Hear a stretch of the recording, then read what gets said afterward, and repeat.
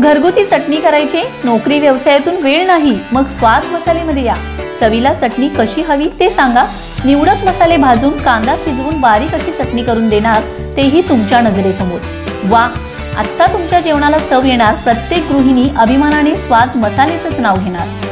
आमचा पत्ता स्वाद मसाले, गेस्ट हाऊस शेजारी पलूस, साळशिंगे रोड, महात्मा विद्यालय शेजारी विटा। संपर्क 99 625 215 88 558 081 62।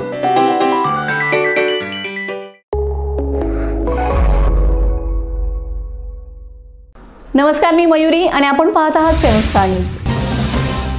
विटा पालिकेच्या नव्या सुधारित प्रभाग रचनेच्या आराखड्यानुसार आगामी निवडणुकीत 1 प्रभाग आणि 2 नगरसेवक वाढणार आहेत।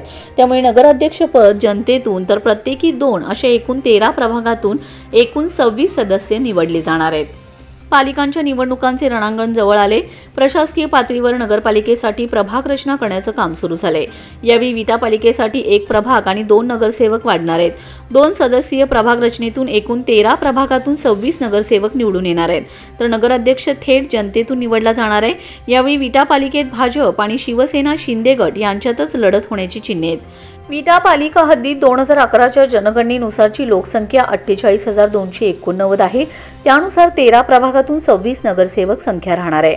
विट्यात अनुसूचित जाती प्रवर्गाची लोकसंख्या 6,728 आहे, तर अनुसूचित जमाती प्रवर्गाची लोकसंख्या 402 आहे। लोकसंख्येच्या प्रमाणात अनुसूचित जाती प्रवर्गाचे 4 नगरसेवक असणार आहेत। यापैकी 2 महिला आहेत। एकूण 26 पैकी 7 नगरसेवक नागरिकांचा मागास प्रवर्गासाठी आरक्षित असतील। यापैकी 4 महिला असणार आहेत, तर एकूण 13 महिला नगरसेविका असतील। तर सर्वसाधारण प्रवर्गातील 8 नगरसेवक असणार आहेत। एका प्रभागाची लोकसंख्या साधारणपणे 3,715 राहणार आहे। यात 10% कमी जास्त होऊ शकतं।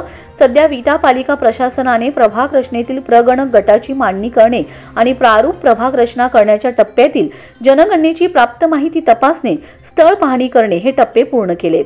आता 4 जुलै ते 10 जुलैपर्यंत आणि गुगल मॅपवर प्रभागाचे नकाशे तयार करणे, 11 ते 17 जुलै नकाशावर तयार केलेल्या प्रभाग हद्दी जागेवर जाऊन तपासणे आणि त्यानंतर 18 ते 24 जुलै या दरम्यान प्रारूप प्रभाग रचनेचा मसुदा तयार होईल। 29 जुलैपर्यंत हा प्रस्ताव नगर विकास विभागास जिल्हाधिकारी यांच्यामार्फत सादर केला जाणार आहे। 6 ऑगस्टपर्यंत नगर विकास विभाग हा प्रस्ताव निवडणूक आयोगात सादर करेल।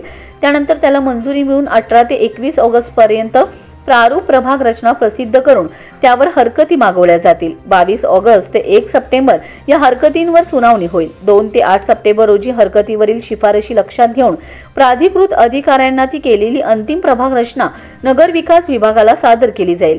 त्यानंतर 15 सप्टेंबर पर्यंत नगर विकास विभाग ही अंतिम प्रभाग रचना निवडणूक आयोगाला सादर करेल। 26 ते 30 सप्टेंबर पर्यंत निवडणूक आयोगाने मान्यता दिलेली अंतिम प्रभाग रचना अधिसूचनेद्वारे प्रसिद्ध केली जाईल। त्यामुळे प्रत्यक्ष नगरपालिकांची निवडणूक प्रक्रिया पार पाडण्यासाठी ऑक्टोबर महिना उजाडणार आहे। Bureau report 7 star news.